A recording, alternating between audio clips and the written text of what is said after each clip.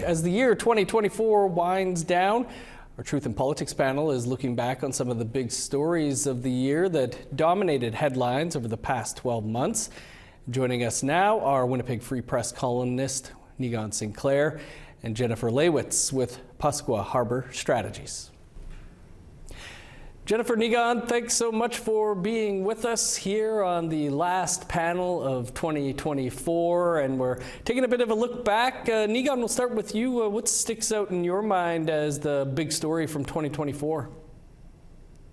I think that it's hard not to talk about some of the very tough stories, and this year has been really a year of disarray for all of the Métis National Council and the Assembly of First Nations, both in deep disarray. There are lots of conflict, can't seem to get things moving, particularly with the Métis National Council, which seems to be subverting their own constitution in order to try to run the organization. But I think that the year is also really indicative of some really big steps that have been taken in the struggle for Indigenous peoples and rights. So regardless of the fact that the major political organizations are in disarray, there have been some very big success stories. For instance, the Nishalat people, the First Nations, got a huge land settlement and their land rights recognized in Vancouver Island. And so it kind of indicates to you that regional politics are doing quite well, but national politics are doing terrible. Jennifer, what are some of the things, a top story for you that sticks out from 2024? I don't know if I have a specific top story, but I echo what Negon had said about the regional politics, because I feel like, I don't know if Bill C-92 and the child welfare law really was a turning point for our nations across the country, but it plays into how people, especially grassroots First Nations, are viewing organizations and lobbying bodies like the AFN and the Métis National Council, where as they start to feel more comfortable asserting their sovereignty and figuring out what that actually means to be sovereign and to advance self-determination, it feels like that disconnect is growing wider and wider between the grassroots and these national organizations. And I think it's really pointing out that they don't always speak in the best interests of the nations or the leadership or the members on the nations and what they actually want to see. So I think 2025 is going to be a very, very big turning point for how people view, the AFN and the Métis National Council, especially because we've already seen various different Métis Nation overhead bodies leave the Métis National Council, because now that they know that that's something that they can do to further advance their sovereignty, I think we're going to start seeing more and more of that. Negon, aside from the things that we've talked about, other things come to mind as being a pretty big story this year? Yeah, I think that what's to look for is this year was a tipping point, and I think it has a lot to do with Bill C-15. Bill C-15, for people to remember, it's the implementation of the United Nations Declaration on the Rights of Indigenous Peoples. Canadian law must come into harmony with Indigenous rights. That's been done provincially in BC and probably going to be done in Manitoba this year sometime, this upcoming year. What's happened is that there's a real tipping point in the politics.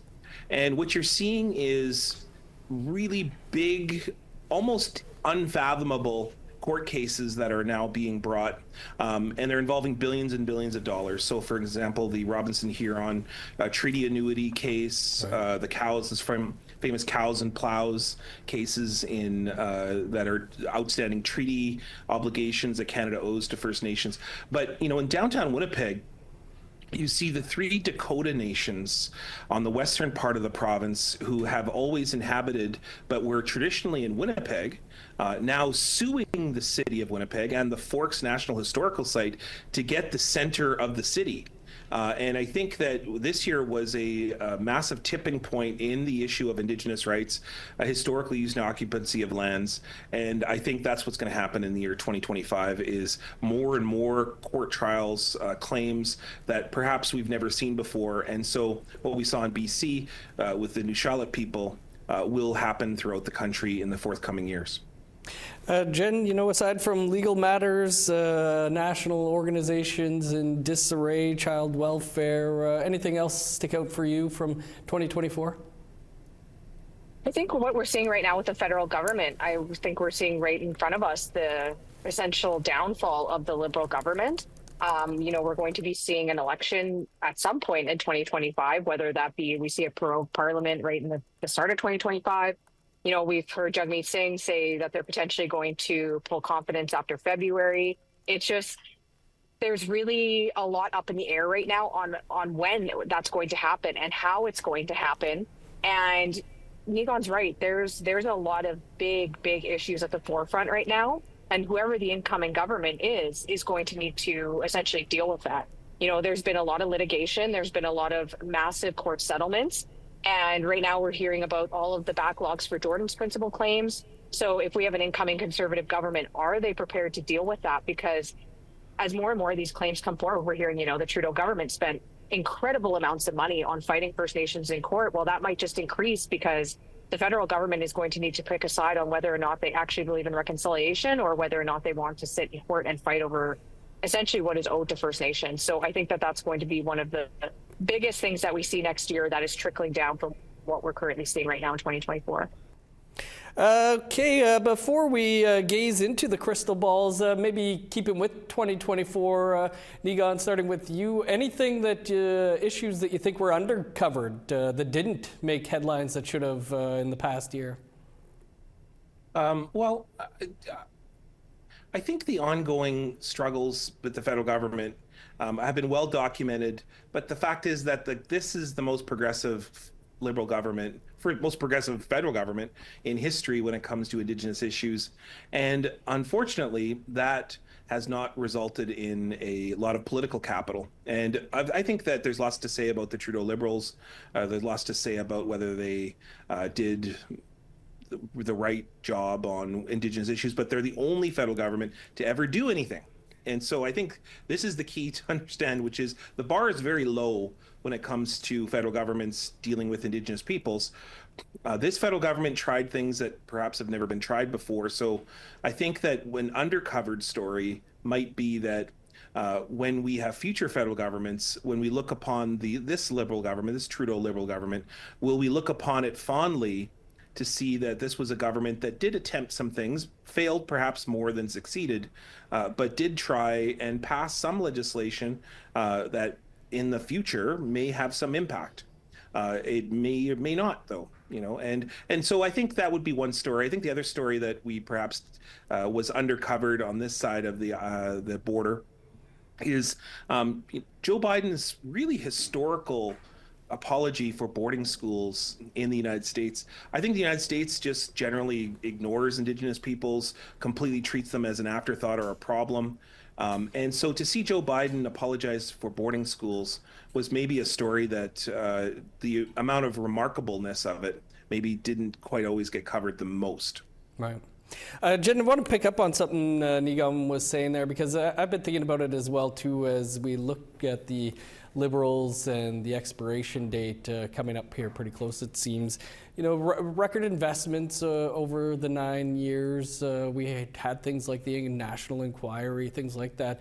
But yet it doesn't seem that we're any better off 9 years later. What do you think is behind some of that? I think one of the biggest issues is that when you try to go too big without honing in on various different areas of importance, you're going to see that it's not resonating the way that it should. And one of the issues that I am going to be a little nitpicky with the Liberal government on is the failure of addressing the addictions crisis on nations across the country and not putting enough money aside for methamphetamine and opioid strategies. I had a sibling that passed away from an addiction in 2018. It's very personal, and it's also something I clearly pay very close attention to. And when we see, a cost of living crisis that is out of control and it's spiraling into various different things like poverty and people becoming more and more unhoused and mental health and all of those different areas. Granted, that's not all on the Liberal government. There was a massive worldwide pandemic. There's going to be inflation. There's going to be various different things that play into that.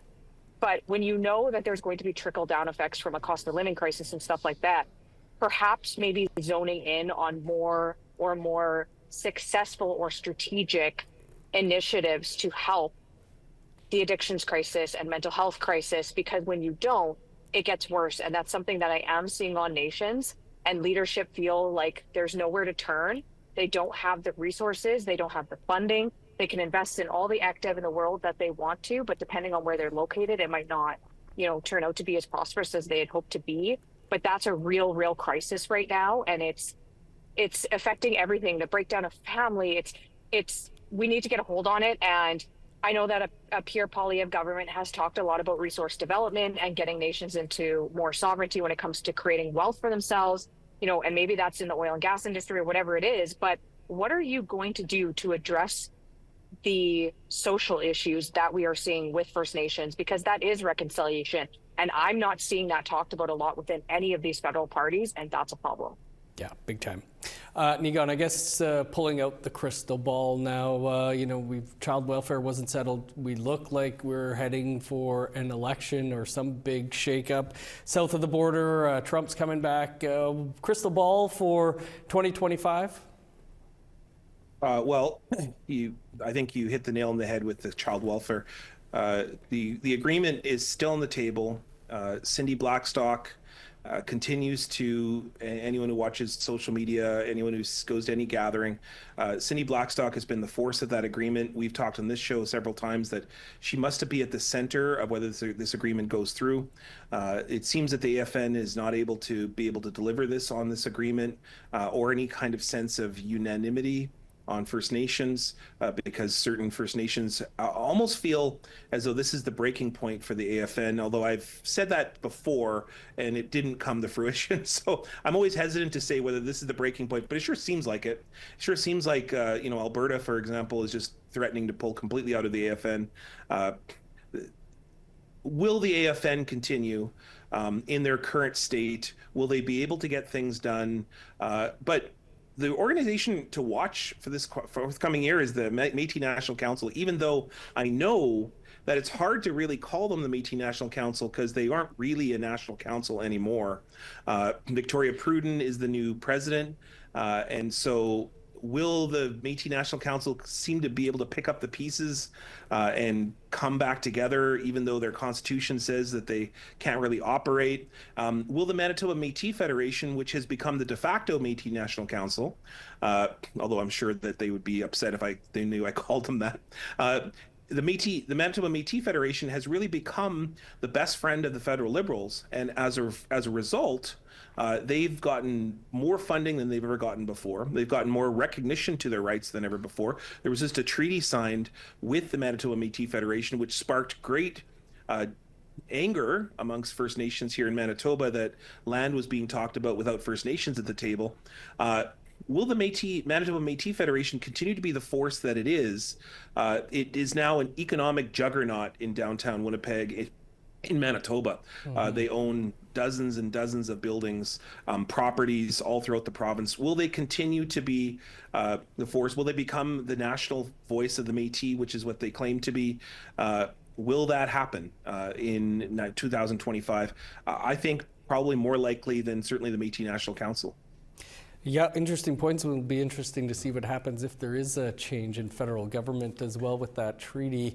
Jennifer, your predictions for 2025?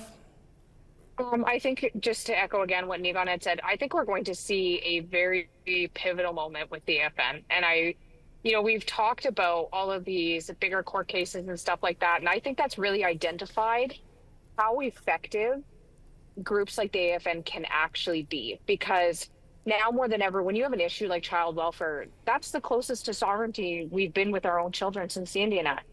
And now when you have leadership questioning where the federal government ends and the AFN starts, there can't be contrast and there can't be questions about who it is that you're representing when you're talking about these big issues. So I think that that's going to be something that's at the forefront, especially at the start of 2025, when we're still talking about child welfare. If the AFN cannot present themselves as being 1,000% the representatives of grassroots First Nations across the country, I think you're going to start seeing more and more pushback where nations say, great, we don't even want you to work on behalf of us anymore. We'll do it on our own, or we'll do it more at a regional level. But with that being said, even on the Métis side of things, we see those fractures also within that. We see fractures between, maybe the Métis Nation of Saskatchewan and their regional directors if their voices aren't being heard or they're not being included. when there's too much centralized power, we're just creating more modern day discrimination, but we're doing it within our own people. Well, I don't know about the two of you, but looking forward to flipping the page on 2024. Thanks to you both for everything this year, including the launching of this podcast. Hope you both get to enjoy some time off over the next couple of weeks, not just from the show here. Yeah, Miigwech, thanks again. Thanks.